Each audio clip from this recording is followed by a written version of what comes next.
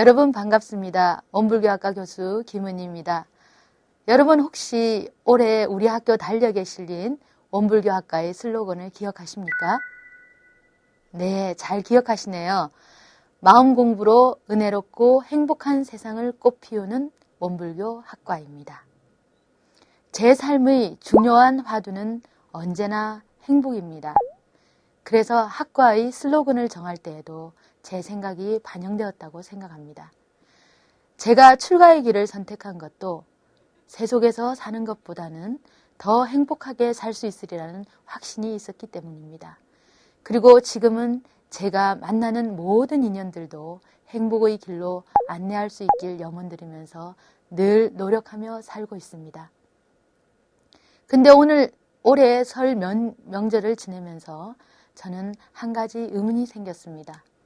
그것은 다름이 아니라 우리가 설 명절이 되면 새해 복 많이 받으세요 라고 인사를 하지 않습니까? 그 인사에 의문이 걸렸습니다. 누군가가 나에게 복을 내려주는 거라면, 누군가가 나에게 복을 주는 것이라면, 만약 그 사람이 나에게 복을 주지 않는다면 나는 올 한 해 동안 불행하게 살아야 하는가 하는 의문이 생겼습니다. 좀 엉뚱한 질문일 수도 있지만 한편으로 생각해보면 무엇보다 진지하고 근원적인 질문이라는 생각이 듭니다.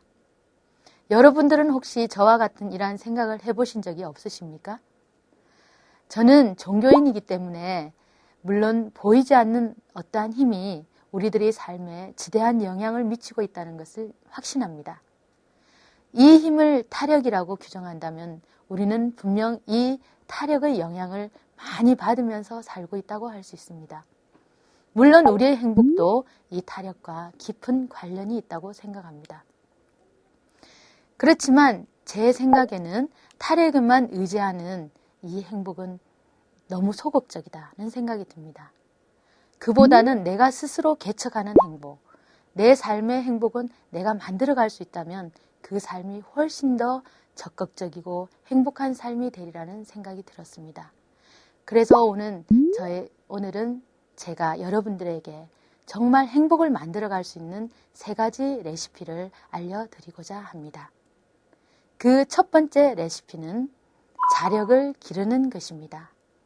원불교를 창시하신 소태산 대종사님께서는 세상에 행복스러운 사람 둘이 있나니 하나는 제 힘으로 제가 살아가는 것이요. 둘은 제 힘으로 남들까지 살려주며 살아가는 사람이라고 하셨습니다. 요컨대 행복한 사람이란 자력을 갖춘 사람이라고 할 수 있습니다. 그런데 행복해지기 위해서 왜 자력을 갖추어야 하는 것일까요? 그것은 바로 자력과 자유가 불가분의 관계가 있기 때문입니다. 자력을 갖추었을 때 우리는 비로소 자유로운 삶을 살 수 있고 이 자유로운 삶이야말로 바로 행복한 삶이라고 할 수 있기 때문입니다. 여러분, 그럼 과연 우리는 어떤 자력을 길러야 할까요?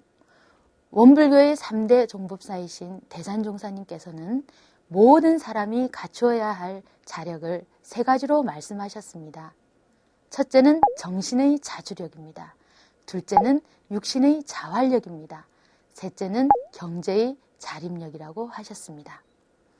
여러분 한번 상상해 보세요. 정신에 자력이 없는데 자유롭게 살 수 있습니까? 자유롭지 못할 것입니다. 그리고 육신에 자력이 없는데 자유로울 수 있나요? 물론 자유로울 수 없습니다. 또한 경제적으로 자력이 없는데 자유로울 수 없습니다. 3가지 중 단 한 가지 자력이라도 부족하거나 없다면 우리는 누군가의 도움을 받아야 합니다. 어쩌다 몸을 상해서 한동안 가족이나 친구의 도움을 받아보신 분은 제 말에 전적으로 공감하실 수 있으리라 생각합니다. 또한 경제적인 어려움으로 인해서 하고 싶은 일을 다 하지 못하고 특히 자신의 책임 이행을 다 하지 못했을 때 그러한 삶이 뜨뜻하고 행복한 삶이라고 할 수 있을까요? 그럴 수 없을 것입니다. 그야말로 자력이 없는 삶은 불행한 삶이라고 할 수 있습니다.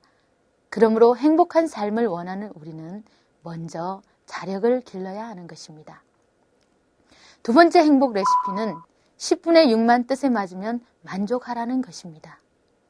대종사님께서는 세상 만사가 다 뜻대로 만족하기를 구하는 사람은 모래 위에 집을 짓고 천만년의 영화를 누리려는 사람같이 어리석나니 지혜 있는 사람은 세상을 살아가는데 10분의 6만 뜻에 맞으면 그에 만족하고 감사를 느낀다 하셨습니다.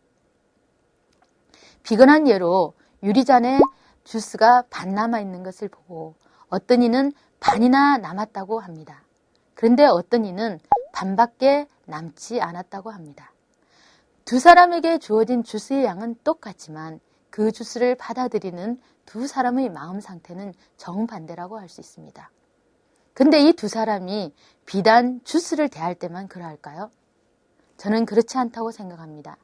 어떤 상황을 볼 때 부정적으로 보는 사람은 다른 상황에서도 부정적으로 바라볼 확률이 훨씬 높다고 생각합니다.